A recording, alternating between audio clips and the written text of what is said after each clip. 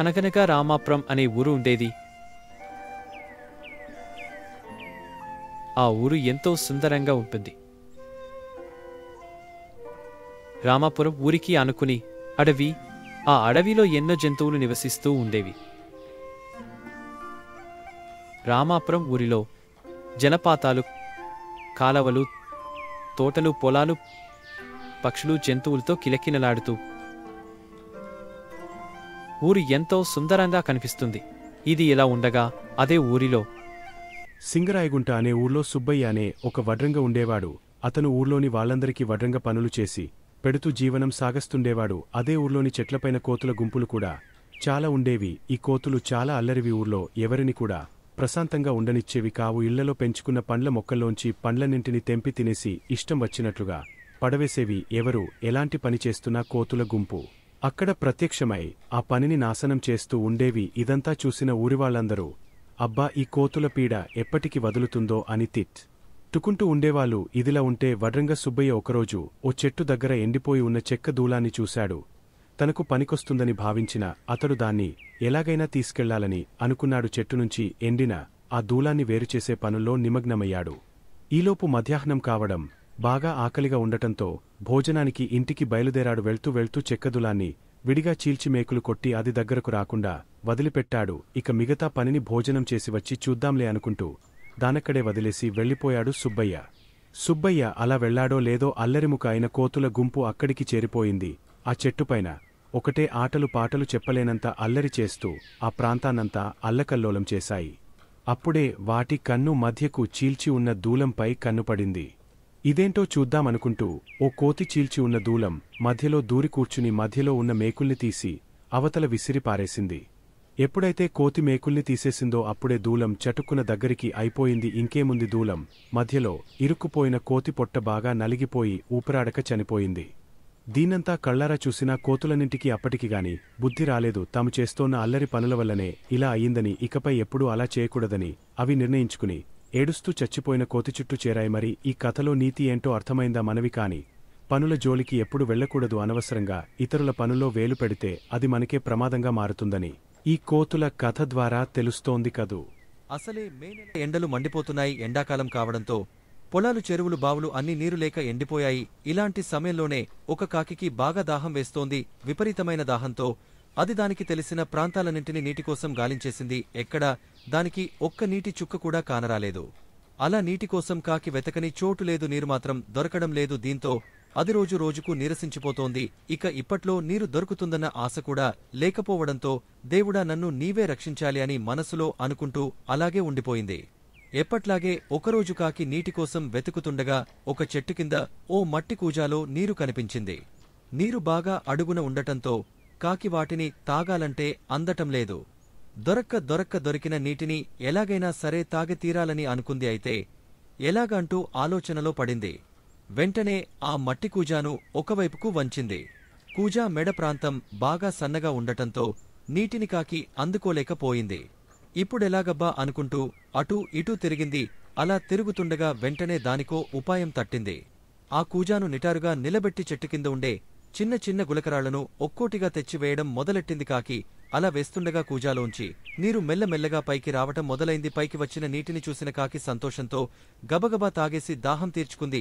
తాను చేసిన ప్రయత్నం ఫలించటంతో కాకి పట్టరాని ఆనందంతో ఎగిరిపోయింది. ఈ కథ ద్వారా మీరు తెలుసుకున్న నీతి ఏంటంటే, ఏదైనా ఒక సమస్య మనకు ఎదురైనప్పుడు వెంటనే కుంగిపోకుండా బాగా ఆలోచించి మంచి నిర్ణయం తీసుకోవాలి. అలాగే మనం అనుకున్నది సాధించాలంటే ముందుగా కష్టించి పనిచేయటం నేర్చుకోవాలి. బాగా ఆలోచిస్తే ఎంత పెద్ద సమస్యకైనా పరిష్కారం అనేది తప్పకుండా దొరుకుతుంది. సిబి చక్రవర్తి ఆపదలో ఉన్న వారికి సాయం చేసేవాడు.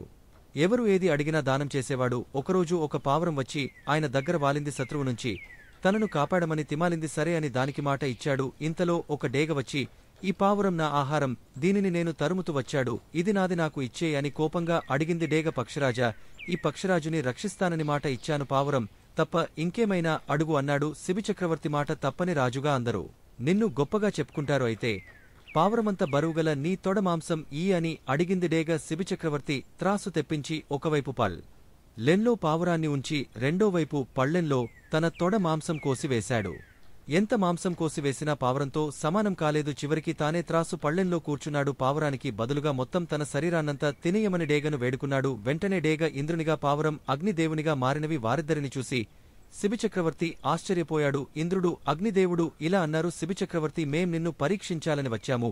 ఈ పరీక్షలో నీవు గెలిచావు. నీదాన గుణము 10 మంది చెప్పుకుంటే విన్నాము కాని ఈనాడు స్వయంగా చూసి సంతోషించాము. ఈ భూమి, సూర్య, చంద్రులు ఉన్నంతవరకు గొప్ప దాతగా నీ పేరు చిరస్థాయిగా నిలిచిపోతుంది అని దీవించి వెళ్లిపోయారు. పంజాబ్ రాష్ట్రంలో ఒక చిన్న పట్టణం బంగలో నివసించే ప్రతి ఒక్కరికీ తెలుసు మంగల్దాస్ ఎంత పిసినిగొట్టో. ఒకసారి మంగల్దాసు దుకాణం నుండి ఇంటికి తిరిగి వచ్చేసరికి భార్య పుచ్చకాయ, కలింగరికాయ ముక్కలు తరిగపెట్టింది. అయితే ఇంట్లో చూస్తే దానిపై చెక్కు కనబడలేదు మంగల్దాస్కు. దాంతో అతను ఎంత రగడ చేశాడంటే చివరికి అతని భార్య విసిగపోయి తను బయట చెత్తకుప్పలో పారేసిన పుచ్చకాయ చెక్కుల్ని ఏరుకొచ్చి వాటిని కడిగకూర చేసి పెట్టింది. ఒకసారి ఆ మంగల్దాసు పనిమీద నగరానికి వెళ్లాల్సి వచ్చింది. బస్సు ఛార్జీలు మిగుల్చుకునేందుకుగాను అతను నగరం వరకు నడిచిపోయాడు. మధ్యలో నదిని దాటేందుకు మరబోటులో అయితే ఎక్కువ అడుగుతారని తాతల కాలంనాటి పాత డింగినొకదాన్ని ఎక్కాడు. వెళ్లటం బాగానే వెళ్లాడుగాని వెనక్కి వచ్చేటప్పుడు కాలం చెల్లిన ఆ పడవకు చిల్లిపడింది.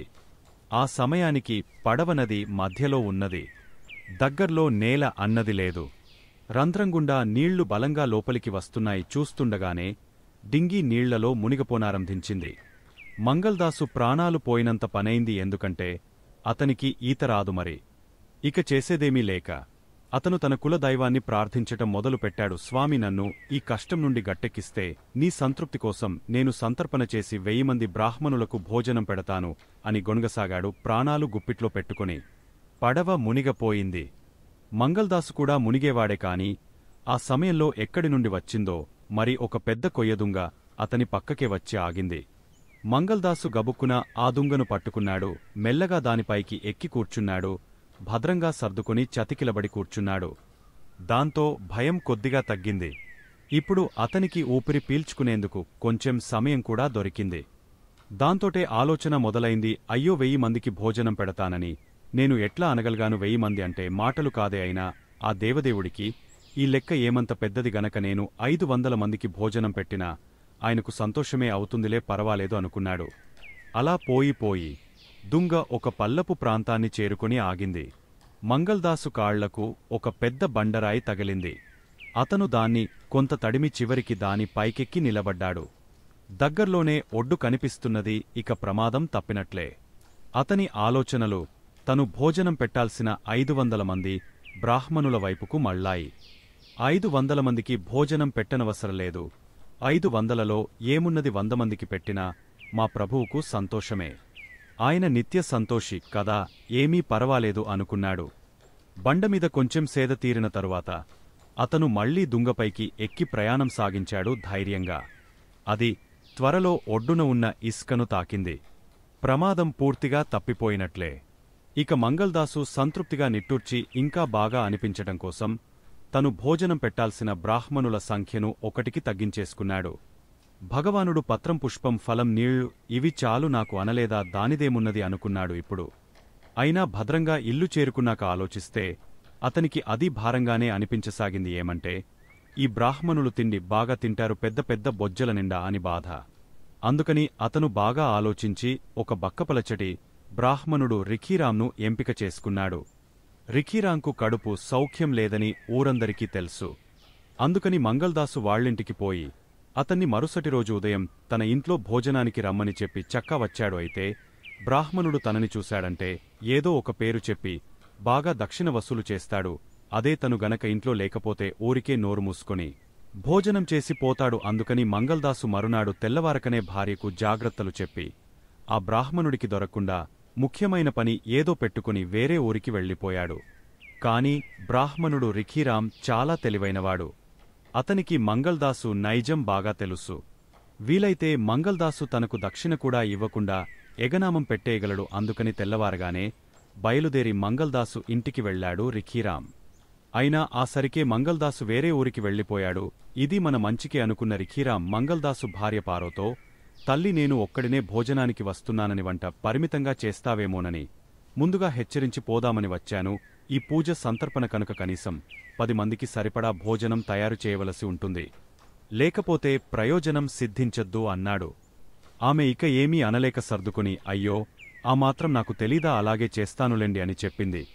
రిఖీరాం పూజ మొదలుపెట్టి భోజనం మొత్తాన్ని దేవుడి ముందు పెట్టించి పారోతో, తల్లి 100 రూపాయలు దేవుని ముందు ఉంచండి అన్నాడు. ఈ విషయాల్లో పెద్దగా అనుభవం లేని పారో ఆయన ఎలా చెబితే అలా చేసింది. పూజ తరువాత రిఖీరాం తృప్తిగా భోజనం చేసి దేవుని ముందున్న పూజా ద్రవ్యాలతోబాటు ఆ డబ్బును కూడా తీసుకుని మిగిలిన భోజన పదార్థాలన్నిటినీ మూటగట్టుకుని ఇంటికి బయలుదేరాడు. పోయే ముందు పారోకు గుర్తుచేసి తన దక్షిణ 200 రూపాయలు ఇప్పించుకున్నాడు కూడా. మరి వ్రతం చెడకూడదు కదా, అందుకని ఆపైన అతను సంతోషంగా పాటలు పాడుకుంటూ తన ఇల్లు చేరుకున్నాడు. ఇంటికైతే చేరుకున్నాడుగాని మంగల్దాసు వెనక్కి రాగానే తన ఇంటిమీదికి దండెత్తి వస్తాడని తెలుసు రిఖీరాంకు. అందుకని అతను తను తీసుకొచ్చిన సామాన్లని, డబ్బును భార్య చేతికిచ్చి మంగల్దాసు వస్తే ఏం చేయాలో చెప్పి హాయిగా పడుకున్నాడు. మధ్యాహ్నానికి ఇల్లు చేరుకున్నాడు మంగల్దాసు. రాగానే భార్యను అడిగా ఏం జరిగిందో తెలుసుకున్నాడు. ఆ ఖర్చును చూసేసరికి అతనికి గుండె ఆగినంత పనైంది. తను లేని సమయం చూసుకుని ఇంత మోసం చేస్తాడా అని కోపంతో ఊగపోయాడు. ఒక పెద్ద వెదురుకట్టెను చేతబట్టుకుని ఆవేశంగా రిఖీరాం ఇంటికి బయలుదేరాడు. అక్కడికి చేరుకునేసరికి అతనికి ఏడుపులు పెడబొబ్బలు వినబడ్డాయి. ఇంటి గడపలో కూర్చుని రిఖీరాం భార్య గుండెలు బాదుకుంటూ ఏడుస్తున్నది. అయ్యో దేవుడా, ఏం చేసేది, నా భర్త చచ్చిపోతున్నాడు, నాయనో వద్దంటున్నా వినకుండా ఆ మంగల్దాసు ఇంటికి పోయి భోజనం చేశాడు. అందులో ఏం విషం కలిపారో ఏమో, ఉలుకు పలుకు లేదు, స్పృహలో లేడు. నాయనోయ్, నన్ను అన్యాయం చేసి వెళ్ళిపోతున్నాడు బాబోయ్ అని గట్టిగా శోకాలు పెడుతున్నది ఆమె.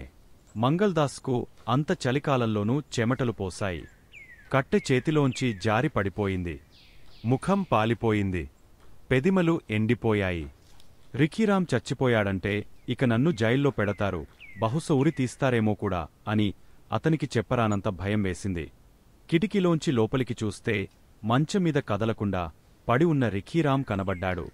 ఆ పరిస్థితిలో రిఖీరాంని చూసేసరికి అతనికి ఇంకా బెదురు పుట్టింది. రిఖీరాం స్పృహలో లేడు కాని ఇంకా ప్రాణాలతోనే ఉన్నాడు. అతను ఎట్టి పరిస్థితుల్లోనూ చచ్చిపోకూడదు, లేకపోతే ఇదంతా నా తలకు చుట్టుకోక మానదు అని మంగల్దాసు రిఖీరాం భార్య ముందుకెళ్ళి అతనికేమీ అవ్వదు, వెంటనే ఓ టాక్సీని పిలిపించు, నగరంలో చాలా మంచి ఆసుపత్రులున్నాయి, మంచి ఆసుపత్రిలో చేరిస్తే ఇట్టే కుదురుకుంటాడు అన్నాడు. ఆలోచన నాకు కూడా వచ్చింది. కాని అలా చేయాలంటే కనీసం 1000 రూపాయలైనా కావాల్సి ఉంటుంది. ఇంత సీరియస్గా ఉన్న రోగని ఏ ఆసుపత్రి వాళ్లూ డబ్బు లేకుండా ఉచితంగా చేర్చుకోరు అంటూనే రిఖీరాం భార్య, అయ్యో దేవుడో, మమ్మల్ని బెకారుల్ని చేసి పోతున్నావా స్వామి, నేను ఇంకెన్నాళ్లు బ్రతకాలి ఇలా అని గొంతు హెచ్చించింది. మంగల్దాస్కు ఇక కాళ్ళు చేతులు ఆడలేదు. మెదడు మొద్దుబారినట్లయింది. తన పిసినారితనం ప్రక్కన పెట్టి అతను రిఖీరాం భార్యతో, చూడమ్మా, డబ్బుకు వెనకంజ వేయాల్సిన సమయం కాదిది. త్వరగా ఏదైనా చేసి నీ భర్త ప్రాణాలు కాపాడుకోవాలి. నీ కొడుకును నాతో పంపించావంటే నేను ఇస్తాను ఆ 1000 రూపాయలు, కాని త్వరగా పంపాలి వెంటనే అన్నాడు. అట్లా పిసినారి మంగల్దాస్కు మరో 1000 రూపాయలు వదిలాయి. 1-2 రోజులయ్యేసరికి ఈ కథ ఊరంతటికీ తెలిసిపోయింది. అందరూ మంగల్దాసును తలచుకుని కడుపుబ్బ నవ్వుకున్నారు. బంగ పట్టణానికి వెళ్లి ఎవరైనా మంగల్దాస్ అన్నారంటే చాలు, అక్కడ ఈనాటికి నవ్వుల పువ్వులు పూస్తాయి. ఒకరోజు ఓ నక్క నదీ తీరాన్న కూర్చుని భోరు భోరుమని ఏడుస్తోంది. అది విని చుట్టూ పక్కల కన్నాల్లో ఉన్న పీతలు బయటికి వచ్చి నక్కను ఎందుకు ఏడుస్తున్నావు అని అడిగాయి. అయ్యో, నన్ను నా బృందంలోని వేరే నక్కలన్నీ అడవిలోంచి తరిమేసేయి అని ఏడుస్తూనే సమాధానమిచ్చింది నక్క. పీతలు జాలిగా ఎందుకలా జరిగిందని అడిగాయి. ఎందుకంటే ఆ నక్కలన్నీ మిమ్మల్ని తినాలని పన్నాగమల్లుతుంటే నేను వద్దన్నాను, మీలాంటి చక్కని జీవాలను అవి ఎలా తినాలనుకున్నాయి అంది నక్క. ఇప్పుడు ఎక్కడికి వెళ్తావని అడిగాయి పీతలు. తెలీదు, ఏమైనా పని చూసుకోవాలి అని దీనంగా జవాబిచ్చింది. ఆ నక్క పీతలని కలిసి ఆలోచించాయి. మనవల్లే దీనికి కష్టం వచ్చింది, మనమే ఆదుకోవాలి అని నిర్ధారించాయి. వెళ్లి నక్కను తమకు కాపలాకి ఉండమని అడిగాయి. నక్క దబ్బున ఒప్పుకుని కృతజ్ఞతలు తెలిపింది. రోజంతా పీతలతో ఉండి వాటికి కథలు కబుర్లు చెప్పి నవ్విస్తూనే ఉంది. రాత్రి పున్నమి చంద్రుడు ఆకాశంలోకి వచ్చాడు. నదీ తీరమంతా వెన్నెలతో వెలిగిపోయింది. ఈ చక్కని వెన్నెలలో మీరు ఎప్పుడైనా విహరించారా? చాలా బాగుంటుంది అని నక్క పీతలని అడిగింది. భయం కొద్దీ ఎప్పుడు వాటి కన్నాలను దాటి దూరం వెళ్లలేదని చెప్పిన పీతలను నక్క వెంటనే తీసుకుని వెళ్దామని నిశ్చయించుకుంది. నేనుండగా మీకు భయమేమిటి అని నక్క నచ్చ చెప్పడంతో పీతలు కూడా బయలుదేరాయి. కొంత దూరమెళ్ళాక నక్క మూలగడం మొదలుపెట్టింది. పీతలని ఆశ్చర్యంగా ఏమైందో అని చూస్తుండగా హఠాత్తుగా అడవిలోంచి చాలా నక్కలు బయటికి వచ్చి పీతల పైబడ్డాయి. పీతలు బెదిరిపోయి అటూ ఇటూ పరిగెత్తడం మొదలెట్టాయి. కాని నక్కలు చాలా పీతలను దిగమింగేశాయి. ఎలాగోలాగా ప్రాణాలను కాపాడుకున్న కొన్ని పీతలు అతికష్టంగా వాటి కన్నాలను చేరుకుని టక్కుగల నక్క చేసిన కుతంత్రము తలుచుకుని చాలా బాధపడ్డాయి. దుష్టులతో స్నేహం చెడుకే దారితీస్తుందని వాటికి అర్థమయ్యింది. ఒకసారి చైనా చక్రవర్తి శ్రీకృష్ణ దేవరాయలకు కొన్ని నారింజ పండ్లను పంపాడు. అవి ప్రత్యేకమైన నారింజ పండ్లని, వాటిని తిన్నవాళ్లు మృత్యుంజయులవుతారని వాటిని తీసుకొచ్చిన చైనా రాజప్రతినిధి దేవరాయలకు విన్నవించాడు. పళ్లల్లో నిగనిగలాడుతున్న ఆ నారింజ పండ్లను దేవరాయలతో పాటు సభలోని వాళ్లందరూ కుతూహలంతో చూస్తూ ఉండగా రామలింగడు లేచి టక్కున ఆ నారింజ పండును ఒలిచి నోట్లో వేసుకుని భలే రుచిగా ఉంది అన్నాడు. అది చూసిన వారందరూ ఆశ్చర్యపోయారు. ఈ చర్యకు శ్రీకృష్ణ దేవరాయలకు చెప్పనలవి కాని కోపమొచ్చింది. అవి చైనా చక్రవర్తి నా కోసం పంపిన పండ్లు. నా అనుమతి లేకుండా తీసుకున్నా నీకు మరణశిక్ష తప్పదు అన్నారు. ఆ మాటలు విన్న తెనాలి రామలింగడు పకపకా నవ్వాడు. ఈ నవ్వు చూసిన రాయలకు మరీ కోపం ఎక్కువై ఎందుకు నవ్వుతున్నావని అడిగారు. నవ్వక ఏం చేయమంటారు ప్రభూ, ఏ పండ్లు తింటే మృత్యుంజయులవుతారని చెప్పారో ఆ పండ్లను నోట్లో వేసుకోగానే నాకు మరణదండన విధించారు. మరి ఆ పండ్లకు మహిమ ఉన్నట్టా లేనట్టా అన్నాడు. రామలింగడు నవ్వుతూ ఈ మాటలతో రాయలకు నవ్వుములకెత్తడంతో ఆయనతో పాటు సభలో ఉన్న వారందరూ నవ్వారు. మృత్యువును జయం చేసే మహిమ ఆ పండ్లకు లేవని అర్థం చేసుకున్నాక అద్భుతమైన తీపితో కూడిన ఆ పండ్లను రాయల అనుమతి మేరకు సభలోని వారందరూ ఆరగించారు. రామలింగడి తెలివి ఎలాంటిదో చూశారు కదా. నీతి: క్లిష్టమైన పరిస్థితుల్ని కూడా మేధాశక్తితో జయించాలి. ఒకరోజు శ్రీకృష్ణదేవరాయలు తన ఆస్థానంలోని తెనాలి రామలింగడిపై ఒక విషయంలో విసుగు చెందాడు. ఆ కోపంతో రేపటినుంచి నీ ముఖం నాకు చూపెట్టుకుపో అని ఆదేశించాడు. మౌనంగా తలాడించి అక్కడినుంచి వెళ్ళిపోయాడు రామలింగడు. మరునాడు కృష్ణదేవరాయలు దర్బార్కు బయలుదేరుతుండగా మార్గమధ్యంలో కనబడిన అతని న్యాయాధికారి ఒకరు రాజుతో, రాజా, మీరు తెనాలి రామలింగడిని ఈ రోజు దర్బార్కు రావద్దని ఆదేశించినా మీ ఆదేశాలు పాటించక అతను ఎప్పుడో దర్బార్కు హాజరయ్యాడు. అంతేకాదు అక్కడ తన వెకిలి చేష్టలతో అందరితో అసహ్యంగా ప్రవర్తిస్తున్నాడు అని చెప్పాడు. అది విన్న రాజు ఆవేశంతో ఊగిపోతూ, నా ఆదేశాలనే ధిక్కరించేందుకు రామలింగడికి ఎన్ని గుండెలు అన్నాడు. అవును రాజా, మీ ఆదేశాలు అతనికి పూచికపుల్లతో సమానం. 100 కొరడా దెబ్బలు కూడా అతని రాజధికారానికి శిక్ష కాజాలవు అని రాజు కోపాన్ని మరింత పెంచాడు ఆ అధికారి. కోపంతో చిరెత్తుకొచ్చిన రాజు వేగంగా దర్బారులోకి ప్రవేశించాడు. అప్పటికే దర్బారులో ఉన్న తెనాలి రామలింగడు తన తలపై ఒక కుండను బోర్లించుకున్నాడు. చూసేందుకు వీలుగా 2 కళ్ల దగ్గర 2 రంధ్రాలున్నాయి. రామలింగడి గడుస్తనాన్ని అర్థం చేసుకున్న రాజు, ఏంటి రామలింగా ఈ వెకిలి వేషాలు? నీవు నా ఆదేశాలను ధిక్కరించావు అన్నాడు. దానికి రామలింగడు, లేదు మహాప్రభూ, నా ముఖం మీకు చూపెట్టవద్దని మీరే కదా ఆదేశించారు. మీరు ఇప్పుడు నా ముఖాన్ని చూడగలుగుతున్నారా? లేదు కదా, అలాంటప్పుడు ఇది ధిక్కారం ఎలా అవుతుంది అని బదులిచ్చాడు. రామలింగా, నీ తెలివికి జోహార్లు. ఇంకా ఆ కుండను తొలగించి నీ సధానంలో నీవు కూర్చుంటావా అన్నాడు మహారాజు. తెనాలి రామలింగడు తలపైనుంచి కుండను తీసివేసి తన ఆసనంలో కూర్చుని కార్యకలాపాలు మొదలుపెట్టాడు. ఒక ముసలిపిల్లి తనకిష్టమైన ఆహారం ఎలుక పిల్లలను పట్టుకోలేక చతికిలపడిపోయింది. పారిపోతున్న ఎలుకలను పట్టుకునేంతలోనే అవి చేజారిపోతున్నాయి. వయస్సుమీద పడుతుండడంతో ఇక ఎలుకలను పట్టడం తన వల్ల కాదని నిర్ణయించుకుంది. ఎలుకలను చంపి తినేందుకు తన ఒళ్ళు కరగకుండా, ఆయాసం రాకుండా ఉండే ఒక మంచి ఉపాయాన్ని ఆలోచించింది. ఎలుకలు బొయ్యారం దగ్గర్లోని గోడ వద్ద ఒక తలదిండు కవర్ను మెడవరకు కప్పుకుని తలకిందులుగా నిలబడింది. ఎలుకలు తను చనిపోయిందనుకుని తన దగ్గరకు వస్తాయని, గుట్టు చప్పుడు కాకుండా వటిని గుటుక్కుమనిపించవచ్చని ఆలోచించింది ముసలిపిల్లి. చిట్టెలుకలన్నీ తమ బొయ్యారపు ద్వారం దగ్గర నిలబడి పిల్లిని చూస్తున్నాయి. అది గమనించిన ఒక తెలివైన ముసలి ఎలుక పిల్లి పన్నాగాన్ని అర్థం చేసుకుంది. కాని ఈ విషయం చెబితే చిట్టేలుకలు నమ్మవని దానికి తెలుసు. కాబట్టి వాటిని కాపాడాలంటే తను కూడా పిల్లిలాగా అబద్ధపు ఆలోచన చేయాలని భావించింది. అంతే, అనుకున్నదే తడవుగా చిట్టెలుకల వద్దకు వచ్చి, ఆహా, ఎంత మంచి బ్యాగు! నేనెప్పుడూ పిల్లి తలతో ఉన్న ఇలాంటి బ్యాగ్ను చూడలేదే, చాలా బావుంది కదా అంది. అది బ్యాగేనని తలపోసిన చిట్టెలుకలు వాటి దారిన అవి వెళ్ళిపోయాయి. ముసలి పిల్లి ఆశలు అడియాసలయ్యాయి. పూర్వం ఒకప్పుడు సత్యధర్మి అనే రాజు పాలిస్తుండేవాడు. పేరుకు తగినట్టుగా ఆ రాజు మిక్కిలి ఓదార్యవంతుడు, న్యాయశీలుడు, మంచి ధైర్యశాలి. ఎప్పుడూ తన రాజ్యంలో ప్రజల అవసరాలను తీర్చివారి సుఖసౌఖ్యాలను పాటుపడుతుండేవాడు. ప్రజలకు ఎటువంటి అపాయం రాకుండా రక్షిస్తూండేవాడు. వారి తాహతులకు తగినట్లుగా సహాయం చేస్తూ ప్రజలకు ఉత్సాహం కలిగించేవాడు. రాజ్యం శాంతి భద్రతలతో సకల సౌభాగ్యాలతో తులతూగుతుండేది. ప్రజలు ఎప్పుడూ రాజు మంచితనాన్ని పొగుడుతుండేవారు.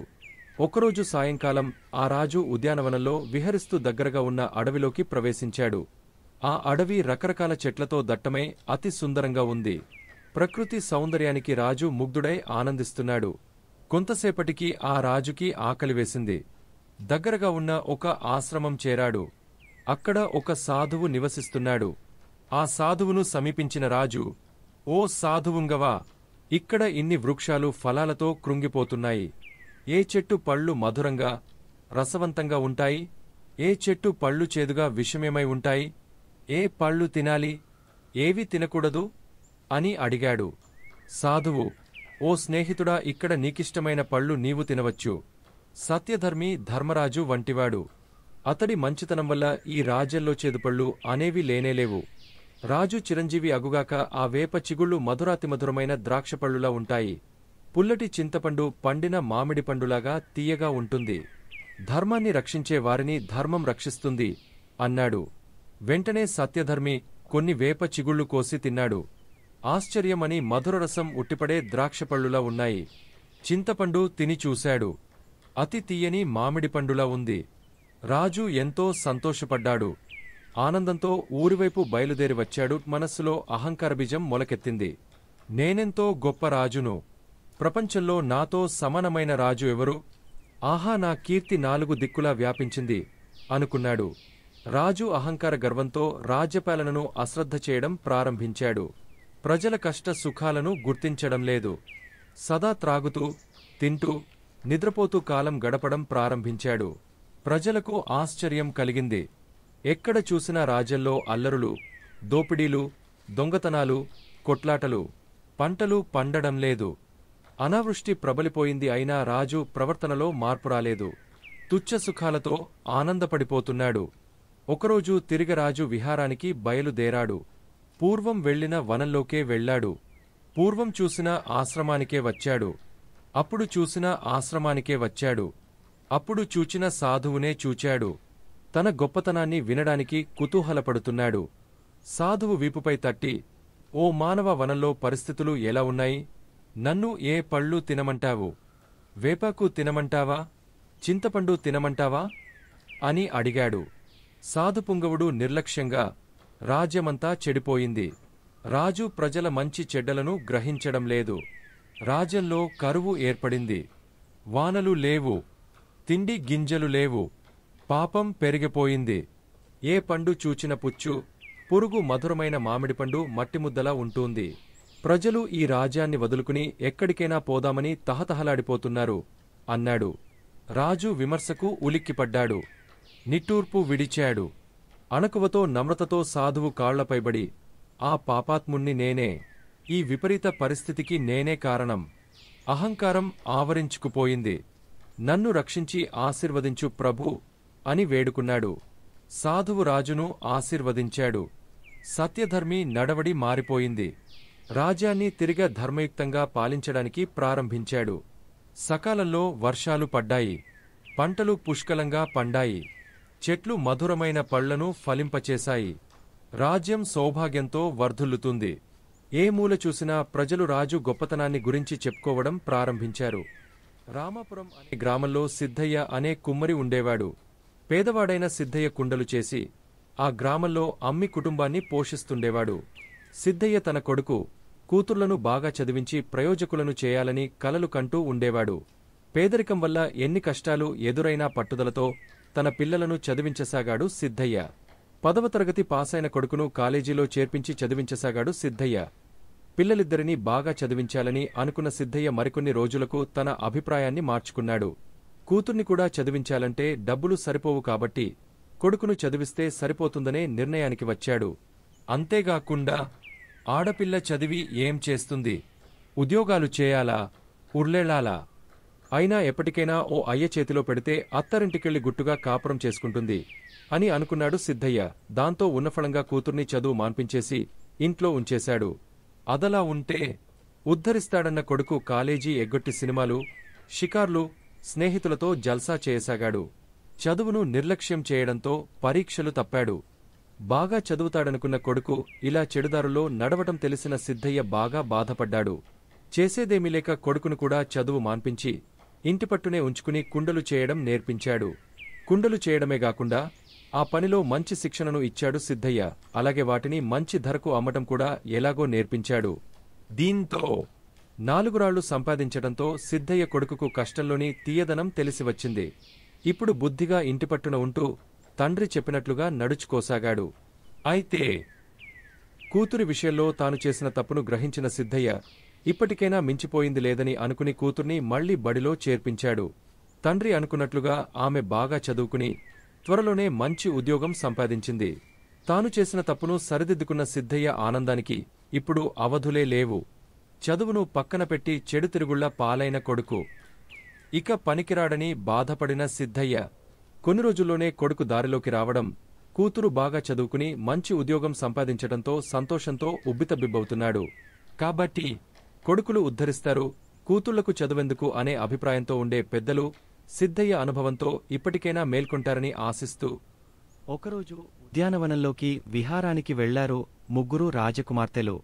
ప్రకృతి సౌందర్యాన్ని చూసి మురిసిపోయినవారు అబ్బా ఎంత అందంగా ఉంది ప్రకృతి అనుకుంటూ సంతోషంగా తిరగసాగారు. ఇంతలో వారికి ఒక సందేహం వచ్చింది. అదేంటంటే తమలో ఎవరి చేతులు బాగా అందంగా ఉంటాయని, మిగతా ఇద్దరికంటే నా చేతులే బాగున్నాయని ఒక అమ్మాయి అంటే, మరో అమ్మాయి కూడా మీ ఇద్దరికంటే నా చేతులే బాగున్నాయని అంది. అలాగే మరో అమ్మాయి కూడా.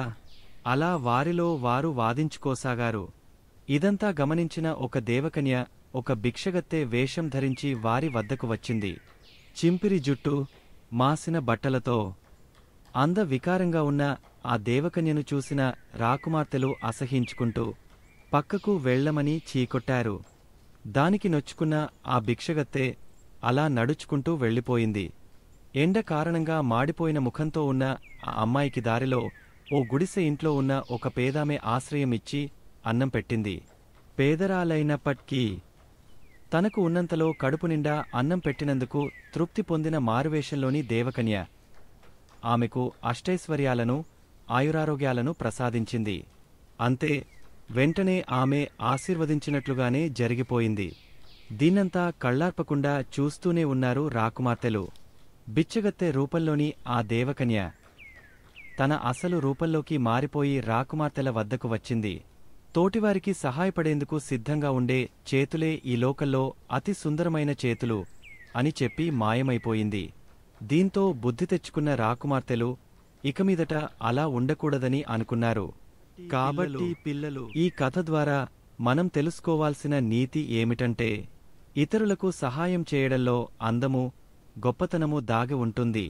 ఇతరులకు సహాయం చేసే మనస్సు, పేదవారికి దానం చేసే చేతులే గొప్పవని అర్థం చేసుకోవాలి. రామాపురం అనే ఊళ్ళో రామారావు అనే పెద్ద మనిషి ఉండేవాడు. ఆయనకు 2 కొడుకులు. వారిలో ఒకరికి తన వ్యాపార బాధ్యతలను అప్పగించాలని అనుకుంటాడు రామారావు. అయితే 2 కొడుకుల్లో ఎవరు తెలివైనవారో తెలుసుకుని వారికే వ్యాపారాన్ని అప్పజెప్పాలని ఆలోచిస్తాడు. దీనికోసం 2 కొడుకులకు ఒక పరీక్ష పెడతాడు రామారావు. అందులో ఎవరు నెగ్గితే వారికే వ్యాపార బాధ్యతలను అప్పజెబుతానని కొడుకులతో అంటాడు. కొడుకులిద్దరికీ కొంత డబ్బును ఇచ్చిన రామారావు ఈ డబ్బుతో ఎవరైతే ఇంటిని పూర్తిగా నింపగల వస్తువులను కొని తెస్తారో వారికే వ్యాపారం అప్పజెబుతానని అంటాడు. దీంతో తండ్రి ఇచ్చిన డబ్బు తీసుకుని ఉన్నపళంగా మార్కెట్ల వైపుకు వేగంగా వెళ్లాడు పెద్ద కొడుకు. మార్కెట్లో ఉన్న వస్తువులన్నింటి గురించి అడిగి తెలుసుకున్నాడు. తండ్రి ఇచ్చిన డబ్బు మొత్తానికి గడ్డి కొని నింపసాగాడు. ఎంత గడ్డి వేసినా ఇల్లు నిండలేదు. రెండో కొడుకు మాత్రం తండ్రి అప్పజెప్పిన పనిని ఎంతో తెలివితేటలతో పూర్తి చేయాలని దీర్ఘంగా ఆలోచించి చివరకు ₹1 ఖర్చు చేసి ఒక క్రొవ్వొత్తిని కొని ఇంటికి తెస్తాడు. వెంటనే దానిని వెలిగించగానే ఇల్లంతా వెలుగు పరచుకుంటుంది. దీన్ని చూసిన రామారావు తెలివితేటలతో ఇంటినంతా వెలుగుతో నింపిన చిన్న కొడుకు ఆలోచనకు సంతృప్తి చెంది అతడికే వ్యాపార బాధ్యతలను అప్పజెబుతాడు. సరిగా ఆలోచించలేక గడ్డితో ఇంటిని నింపుతున్న పెద్ద కొడుకు అవస్థను చూసి దగ్గరికి పిలిచి తమ్ముడికి సహాయంగా వ్యాపారం చూసుకోమని చెబుతాడు రామారావు. కాబట్టి ఈ కథను బట్టి మనకు తెలిసిన నీతి ఏమిటంటే తెలివితేటలతో ఎంత పెద్ద సమస్యనైనా సులభంగా పరిష్కరించవచ్చు. అలాగే తెలివితేటలతో దేనినైనా సాధించవచ్చు. గంగూరు అనే ఊరిలో సోమయ్య అనే పిసినారి ఒకడు ఉండేవాడు. అతను ఎంతో ధనాన్ని సంపాదించాడు. అయినా ₹1 కూడా ఖర్చు పెట్టేవాడు కాదు. తన పెరట్లో ఒక గొయ్యిని తవ్వి తను కూడబెట్టిన డబ్బుతో బంగారం కొని ఆ బంగారమంతటిని అందులో దాచి ఉంచుకున్నాడు. రోజూ ఆ గొయ్యిని తవ్వడం, బంగారం చూసి మురిసిపోవడం, మళ్లీ ఆ బంగారాన్ని మట్టితో కప్పేయడం జరుగుతుండేది. కొన్నేళ్లపాటు ఇదే అతని దినచర్యగా ఉండేది. అయితే ఏ రహస్యమైనా ఎంతకాలం తెలియకుండా ఉంటుంది? ఒకనాడు ఒక దొంగ సోమయ్య చేసే తతంగం అంతా చూడనే చూశాడు. ఆనాటి రాత్రే దొంగ గొయ్యిని తవ్వి మొత్తం బంగారాన్ని ఎత్తుకుపోయాడు. మరునాడే ఎప్పటిలానే గొయ్యిని తవ్వి చూసిన సోమయ్యకు గుండె ఆగినంత పనైంది. తన కళ్లను తాను నమ్మలేకపోయాడు. ఏదీ నా బంగారమేది? నెత్తి నోరు కొట్టుకుంటూ లబోదిబోమని ఏడవడం మొదలుపెట్టాడు. అటుగా పోతున్న ఒక పెద్ద మనిషి వచ్చి ఏం జరిగిందో అడిగి తెలుసుకున్నాడు. అసలింతకీ నువ్వా బంగారంతో ఏం చేయాలనుకున్నావు? అడిగాడు పెద్ద మనిషి. ఏమీ చేయాలనుకోలేదు, కేవలం దాచుకుందాం అనుకున్నాను అని ఏడుస్తూ చెప్పాడు సోమయ్య. అలాగా? అయితే ఈ పెద్ద గులకరాయిని ఆ గోతిలో వేసి అదే బంగారం ముద్ద అనుకుని ఎప్పటిలాగే రోజు వచ్చి ఈ గులకరాయిని చూసి నీ బంగారం ఎక్కడికి పోలేదని వెళ్ళిపో అంటూ ఓ పెద్ద గులకరాయిని అందించి తన దారిన తను వెళ్ళిపోయాడు పెద్దమనిషి. చేయనది లేక సోమయ్య ఇంటి ముఖం పట్టాడు. రామాపురం గ్రామంలో రాజయ్య అనే పేదవాడు ఉన్నాడు. అతడు ప్రతిరోజూ అడవికి పోయి కట్టెలు కొట్టుకుని వాటిని అమ్మగా వచ్చిన డబ్బులతో జీవించేవాడు. ఒకరోజు రాజయ్య నది ఒడ్డునున్న చెట్టెక్కి కట్టెలు కొట్టుకుంటున్నాడు. పొరపాటున చేయి జారి గొడ్డలి నదిలో పడిపోయింది. ఆ నది చాలా లోతు. 2-3 సార్లు నదిలో దిగే ఎంతో ప్రయత్నం చేశాడు. కాని గొడ్డలిని తీయలేకపోయాడు. ఎంతో బాధపడ్డాడు. చేసేది లేక అక్కడే చెట్టు కింద కూలబడి భగవంతుణ్ణి ప్రార్థించి తన గొడ్డలి ఇప్పించమని వేడుకున్నాడు. అతని ప్రార్థన విని గంగాదేవి ప్రత్యక్షమైంది. ఎందుకు విచారించుచున్నావు అని అడిగింది. తల్లి, నన్ను రక్షించు. నా జీవనాధారమైన గొడ్డలి నదిలో పడిపోయింది. ఎంత ప్రయత్నించినా అది దొరకలేదు అని బాధపడ్డాడు. సరే ఉండు అంటూ దేవత నీటిలో మునిగి బంగారు గొడ్డలితో ప్రత్యక్షమైంది. ఇదేనా నీ గొడ్డలి అని బంగారు గొడ్డలిని చూపించింది. నాది కాదు తల్లి అన్నాడు. మళ్లీ నీళ్లలో మునిగి వెండి గొడ్డలితో ప్రత్యక్షమైంది. ఇదేనా నీ గొడ్డలి అని వెండి గొడ్డలిని చూపించింది. కాదని తల అడ్డంగా ఊపాడు. ఈసారి అతని గొడ్డలితోనే ప్రత్యక్షమైంది. ఇదేనా అన్నది. రాజయ్య సంతోషంతో అమ్మా, ఇదేనా గొడ్డలి అని ఆనందంతో పరవశించాడు. రాజయ్య నిజాయితీకి మెచ్చి గంగాదేవి 3 గొడ్డళ్ళు ఇచ్చి మాయమైపోయింది. నిజాయితీయే రాజయ్యను ధనవంతుణ్ణి చేసింది. ఒకసారి ద్రోణాచార్యుడు అన్ని ఉత్తమ గుణాలున్న అతి మంచి మనిషిని వెతికి తెమ్మని తన శిష్యులైన కౌరవ పాండవ యువరాజులను ఆదేశించాడు. ముందుగా దుష్టబుద్ధిగల యువరాజు దుర్యోధనుడు అతిమంచి మనిషిని వెదకడానికి బయలుదేరాడు. వెళ్లిన ప్రతి చోట, కలిసిన ప్రతి మనిషిలో అతడు ఏదో ఒక చెడ్డ గుణం చూశాడు. తన తల్లిదండ్రులతో సహా దోషము లేనటువంటివారు ఎవరూ అతనికి కనిపించలేదు. కాని తనని గురించి తాను ఆలోచించుకున్నప్పుడు అతనికి అన్ని సుగుణాలు ఉన్నట్లు కనిపించాయి. వెంటనే ద్రోణాచార్యుని వద్దకు వచ్చి, గురూజీ, ప్రతి ఒక్కరిలో ఏదో ఒక దోషముంది. కాని ప్రపంచంలో అందరికన్నా నేనే అతి మంచివాడిని అని తెలియజేశాడు. మరొక ప్రక్క సద్గుణాలున్న పాండవ జ్యేష్ఠుడైన ధర్మరాజు వాస్తవానికి ఆ కాలంలో అన్ని సద్గుణాలు ఉన్న వ్యక్తి ధర్మరాజు మాత్రమే. అయినా ప్రపంచంలో అతి చెడ్డ మనిషి తాను మాత్రమేనని ఒక నిర్ణయానికి వచ్చి ధర్మరాజు తనలో ఉన్న దోషాలను, ఎదుటివారిలో ఉన్న మంచి గుణాలను చూడగలిగాడు. తన వినయ విధేయతల కారణంగా, తన నిజాయితీ కారణంగానే అతను అలాంటి నిర్ణయానికి వచ్చాడు ధర్మరాజు. ధర్మరాజు ద్రోణాచార్యులవారి వద్దకు వచ్చి గురువుగారికి నమస్కరించి, ఈ ప్రపంచంలో అందరికన్నా చెడ్డవాణ్ణి నేనే అని తనకు తను తెలియజేసుకున్నాడు. ధర్మరాజు మాటలు విన్న ద్రోణాచార్యులు ఎంతో సంతోషించాడు. ఆ మాటలు విన్న దుర్యోధనుడు తలదించుకున్నాడు. ఒక ఊరు అవతల ఒక పెద్ద మర్రి చెట్టు ఉండేది. ఆ దారినే వెళ్లే బాటసారులు ఆ చెట్టు నీడలో కాసేపు విశ్రమించి తిరిగ ప్రయాణం కొనసాగించేవారు. అక్కడికి దగ్గరలోనే పూరిపాక వేసుకుని జీవించే ఒక రైతు భార్య ఎంతో దయగలది. ప్రయాణికులకు చల్లటి నీళ్లు ఇచ్చి దాహం తీర్చేది. ఆ చెట్టు మీద ఒక కాకి ఉండేది. అది దుష్టబుద్ధి కలది. ఆ చెట్టు కింద ఎవరైనా నిద్రిస్తుంటే చూసి ఓర్వలేక కొమ్మల మీద గెంతుతూ, ఆకులు గలగలలాడిస్తూ, కావు కావుమని గట్టిగా అరుస్తూ ఉండేది. బాటసారులు చిరాకు పడుతూ నిద్రలేస్తే అది ఎంతో ఆనందించేది. ఒకరోజు ఒక హంస ఆ చెట్టు మీద వాలింది. ఆ చెట్టు కింద ఒక బాటసారి నిద్రిస్తున్నాడు. మిట్ట మధ్యాహ్నం చెట్టు ఆకుల సందులోంచి సూర్యకిరణాలు ఆ బాటసారిపై సూటిగా పడుతున్నాయి. అది చూసిన హంస తన రెక్కలను సాగదీసి ఎండ అతనిపై పడకుండా చూడసాగింది. దుష్టబుద్ధి కాకి ఇది సహించలేకపోయింది. బాటసారి సౌకర్యంగా నిద్రపోవడం దానికి కంటికింపుగా అనిపించింది. వెంటనే అది ఆ బాటసారి ముఖంపై రెట్టవేసి తుర్రుమంది. ఉలిక్కిపడి నిద్రలేచిన బాటసారి పైకి చూశాడు. రెక్కలు సాగదీసి కూర్చున్న హంస కనిపించింది. తన ముఖంపై రెట్టవేసింది ఆ హంసేనని అనుకున్నాడు. కోపంతో ఒక రాయి తీసుకుని దానిపైకి విసిరాడు. ఆ రాయి హంసకు తగిలి గాయమైంది. హంసకి ఆ గాయం మానడానికి చాలా కాలమే పట్టింది. ఒకరు చేసిన తప్పుకు మరొకరు శిక్ష అనుభవించడమంటే ఇదే. ఒక రోజున రాయలవారికి రామలింగడిని ఏడిపించాలనిపించింది.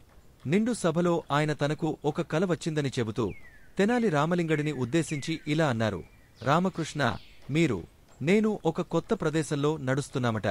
నేను మనం ఇద్దరమే పోతున్నాం ఎక్కడికో. నడుస్తూ నడుస్తూ మనం రెండు పెద్ద పెద్ద గుంటల మధ్యలోంచి పోవాల్సి వచ్చింది.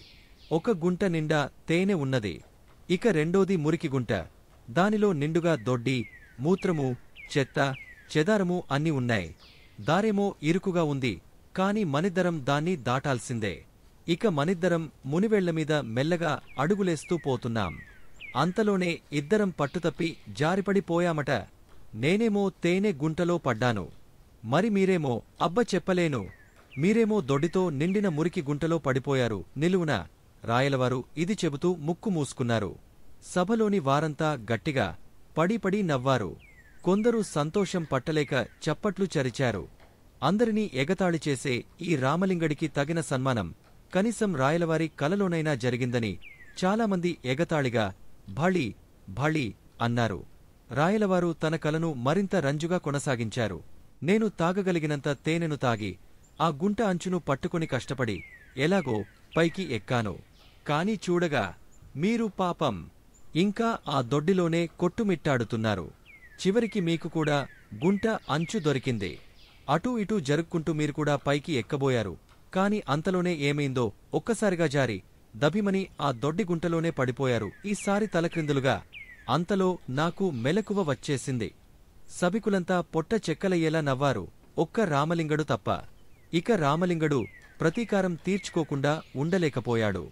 ఎంత రాయలవారు అయితేనేమి కవీంద్రుడిని సన్మానించేది ఇలాగేనా అని రగిలిపోయాడు. తర్వాతి రోజున రాయలవారు కొలువుతీరి ఉండగా అతను లేచి నిలబడి, మహారాజా, నిన్న తమరు తమకొచ్చిన కలను వినిపించారు మాకు.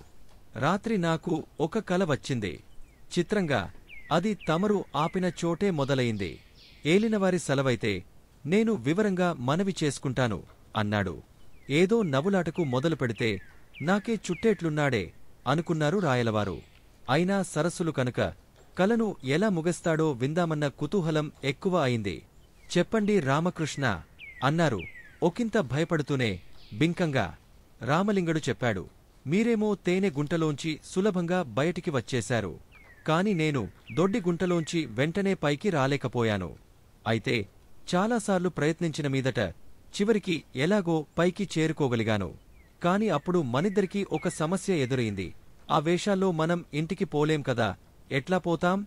అందుకని నేను ముందు మీ ఒంటిమీద ఉన్న తేనెనంతా నా నాల్కతో నాకేశాను శుభ్రంగా. ఆ తర్వాత మీరు కూడా నన్ను అదే విధంగా శుభ్రం చేసేశారు. రామలింగడు కలను ముగించి కూర్చున్నాడు. సభ నివ్వెరపోయింది. సభికులకు నవ్వాలో ఏడవాలో తెలియలేదు. చివరికి రాయలవారు గట్టిగా నవ్వాక అందరూ ఊపిరి పీల్చుకున్నారు. రామలింగడిని ఏడిపిస్తే ప్రమాదం అని రాయలవారికి అర్థమయింది.